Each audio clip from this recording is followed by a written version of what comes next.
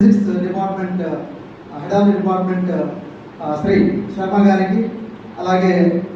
electronics and computer science in charge doctor Pavani గారికి, chemistry head of department Shrimati Vanishree గారికి, botany and zoology in charge department in charge head of department botany Shri Narayana గారికి, మరి ఈరోజు ప్రత్యేకంగా